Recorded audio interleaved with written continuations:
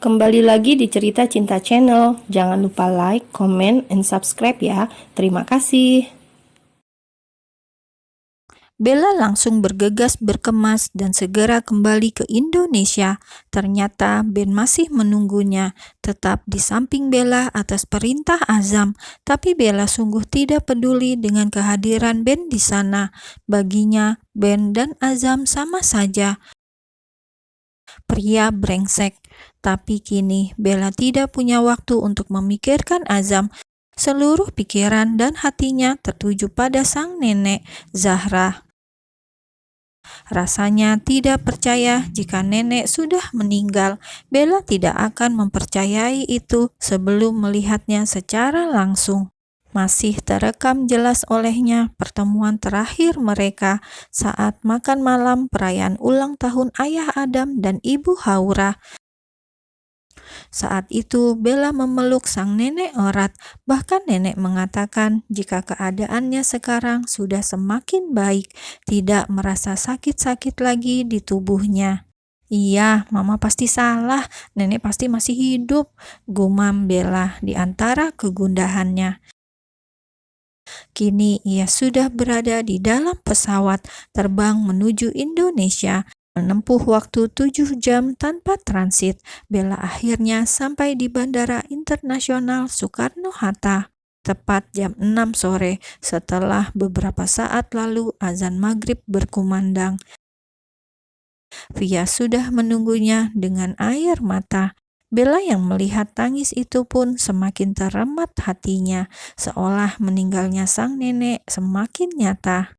Nenek Zahra sudah meninggal, Bel, ucap Via, lirih dengan suaranya yang serak. Seluruh keluarga dan semua kolega sudah berbelasungkawa atas meninggalnya nenek Zahra. 3 jam lalu saat kepulangan Adam dan keluarganya pun langsung menuju ke kediaman nenek Zahra. Nenek meninggal di waktu subuh. Rencananya akan dimakamkan sore ini juga, menunggu kepulangan Azam dan Bella. Jangan asal bicara, jangan menjadikan ini sebuah candaan. Nenek pasti masih hidup, balas Bella cepat. Dan Via hanya bisa menggelengkan kepalanya pelan. Bella lantas mempercepat langkahnya keluar dari dalam bandara dan segera menuju rumah nenek. Ben terus mengikuti. Berulang kali ia mencoba menghubungi sang tuan Azam, namun tetap tidak mendapatkan jawaban. Seharusnya 1 jam lalu Azam sudah sampai di Indonesia. Tapi Ben tidak tahu kemana arah tujuan tuannya itu. Menemui sang nenek untuk terakhir kali atau menghadiri pemakaman Pak Rusli. Ya Allah, semoga Tuan Azam sekarang berada di mansion Nyonya Zahra, gumam Ben seraya terus fokus mengemudi mengikuti mobil nyonyanya di depan sana, Nyonya Bella. Via, lirih Bella. Air matanya kembali mengalir tanpa permisi. Ia bahkan menggunakan kedua tangannya untuk menutup mulut agar tangis itu tidak pecah. Sepanjang perjalanannya menuju mansion sang nenek, sudah berderet papan bunga ucapan bela sungkawa. Sabarlah Bel, nenek memang sudah tidak ada, jawab Via. Ia pun menghapus air matanya dan mengemudikan mobilnya hanya dengan satu tangan. Lalu mobil itu berhenti di antara banyaknya mobil yang memenuhi halaman mansion nenek Zahra. Bella turun dengan kakinya yang tidak bertenaga. Kenyataan ini sungguh membuatnya terpukul. Masuk ke dalam mansion dibantu oleh Via. Kedua gadis ini berjalan dengan saling memeluk. Bella langsung ambruk saat melihat tubuh seseorang yang ditutupi kain putih bersanding dengan foto sang nenek. Tidak, lirih Bella. Lalu merasa tubuhnya bergerak sendiri menghampiri sang nenek. Bella tidak sadar jika Mama Sarah dan Papa Agra sudah membawanya mendekat. Hanya Bella sajalah yang belum melihat sang nenek. Berada di samping mayat Nenek Zahra, akhirnya tangis Bella pecah. Tangis pilu itu membuat semua orang kembali menangis, ikut meneteskan air mata dengan tenggorokan yang terasa tercekak. Bella lalu dibawa ke sebuah ruangan agar lebih tenang. Semua keluarga berada di sana, kecuali Al-Ghazali dan Agatha yang sedang membacakan surat Yasin untuk sang nenek. "Di mana Azam, Bel?" tanya Haura, membuat Bella mengangkat wajahnya yang sedari tadi menunduk. Bella terdiam, lidahnya kaku sekali untuk berucap, bahkan ia pun masih sesegukan memikirkan sang nenek. "Apa dia meninggalkanmu dan menemui wanita itu?" tanya Adam, membuat semua orang langsung menatap ke arahnya. Juga Bella yang kedua matanya langsung membola. Tapi lagi-lagi Bella hanya diam. Dia dalam keadaan bingung untuk menjawab apa. "Kita makamkan dulu nenek, tidak perlu menunggu azam," putus Adam, membuat Haura menutup wajahnya menggunakan kedua tangan dengan tangisnya yang tanpa suara, memikirkan anak laki-lakinya. Bandung. Azam sampai di kediaman rumah Raya lebih cepat. Ia menggunakan helikopter untuk menuju Bandung, lalu mendarat di salah satu atap perusahaan milik koleganya. Hanya menempuh 15 menit perjalanan menggunakan mobil, Azam sampai di rumah Raya, rumah yang di pagarnya dipasangi bendera berwarna kuning, tanda berduka. Masuk ke sana, ternyata Pak Rusli sudah dimakamkan. Hanya menyisakan Raya, Ibu Sundari, dan beberapa keluarga yang tinggal. "Assalamualaikum," ucap Azam, dan suara itu sontak membuat Raya dan Ibu Sundari menatap ke arah pintu. Seperti menemukan obat dari luka hati keduanya, Raya dan Ibu Sundari tersenyum menyambut kedatangan Azam. Mereka bahkan langsung bangkit dan membawa Azam masuk ke dalam rumah, duduk di ruang tengah, menjauh dari para keluarga yang duduk di ruang tamu. "Masya Allah, Zam, kamu datang, nak," ucap Sundari. Ia bahkan mengelus pundak Azam dengan sayang, seorang pria dewasa yang sudah ia anggap seperti anak sendiri. "Pak Rusli sudah dimakamkan, Bu?" tanya Azam, dan Sundari mengangguk. Azam berucap alhamdulillah di dalam hatinya. Orang yang meninggal memang harus segera dikebumikan. "Duduk bersama Raya, Ibu akan ambilkan minum."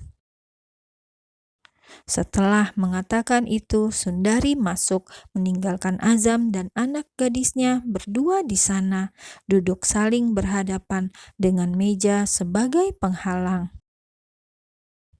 "Aku turut berduka atas meninggalnya Pak Rusli, Rai. Semoga kamu dan Ibu bisa sabar," ucap Azam. Ia begitu iba melihat Raya yang menangis seperti itu, seolah air matanya tidak pernah habis untuk mengalir. "Terima kasih, Mas," jawab Raya lirih. Cukup lama, hanya ada hening di antara keduanya. Bahkan Ibu Sundari juga tak kunjung kembali ke sana, seolah memang memberi waktu untuk Raya dan Azam bersama. "Mas, maukah kamu mendengar keinginan Papa yang terakhir?" tanya Raya. Akhirnya ia buka suara dan sedikit mengangkat wajah, memberanikan diri untuk menatap kedua netra Azam. "Keinginan apa?" tanya Azam pula. Dan dengan meremat kedua tangannya, Raya pun mulai menjawab, "Papa ingin kita menikah, Mas." Dek, seketika itu juga jantung Azam seperti berhenti berdetak. Ia sungguh terkejut atas ucapan Raya itu. Setengah tidak percaya Raya mampu mengucapkannya. "Benarkah Pak Rusli menginginkan itu?" tanya Azam sekali lagi, memastikan, dan Raya menganggukkan kepalanya dengan yakin. "Iya, Mas, Papa ingin kita menikah sebelum meninggal." Hening. Lagi-lagi hening kembali mengambil alih di antara keduanya. Bahkan Azam mengusap wajahnya. Frustasi Bella kini memenuhi seisi kepalanya. Bahkan perasaan bersalah itu makin menguasai hati. Keluar dari Hotel Shangri-La tadi, Azam membaca sebuah pesan yang belum sempat ia buka. Pesan dari Pak Rusli, pesan terakhir yang sempat ia terima dari pria paruh baya yang dikenalnya baik ini. Nak Azam, Bapak bangga padamu, Nak, karena kamu sudah mengambil keputusan yang tepat, memutuskan hubungan dengan Raya, dan membenahi rumah tanggamu bersama Nyonya Bella. Sebagai seorang pria, kamu harus memiliki pendirian yang teguh. Jangan terombang-ambing dengan perasaanmu sendiri. Kamu sudah Bapak anggap sebagai anak, dan Bapak ingin hidupmu kembali ke jalan yang benar. Tapi kini Raya berucap lain. Raya sudah membohonginya, memanfaatkan ketidakadaan Pak Rusli untuk kepentingannya sendiri. Azam sungguh kecewa, tidak menyangka Raya akan setega ini. Di saat sedang berduka, ia memanfaatkan meninggalnya sang ayah. Azam hendak mengambil ponselnya dan menunjukkan pesan itu pada Raya langsung. Namun berulang kali ia merogoh kantongnya, ponsel itu tidak ada. Sejenak Azam berpikir, teringat jika ia meninggalkan ponsel itu di Bandara Haneda, Jepang. Rai, aku tahu itu bukan keinginan Pak Rusli dan juga bukan keinginanku. Istriku hanya Bella, tidak peduli kamu mau mengerti atau tidak. Dan aku datang ke sini bukan demi kamu, tapi demi Bapak. Setelah mengatakan itu, Azam bangkit, tak peduli meski wajah Raya sudah berubah jadi pias. Mas, tunggu! Pekik Raya. Buru-buru ia berlari dan mencegah kepergian Azam. Mas, aku mohon, dengarkan aku. Dengan cepat, Azam menepis tangan Raya agar terlepas dari lengannya. Belum sempat Raya buka suara, Sundari menghampiri keduanya. Ada apa, Nak Azam? Kenapa mau pergi? Tanya Sundari yang juga cemas. Bukan seperti ini rencana ia dan Raya tadi. Seharusnya setelah Raya bicara, mereka akan langsung membicarakan pernikahan.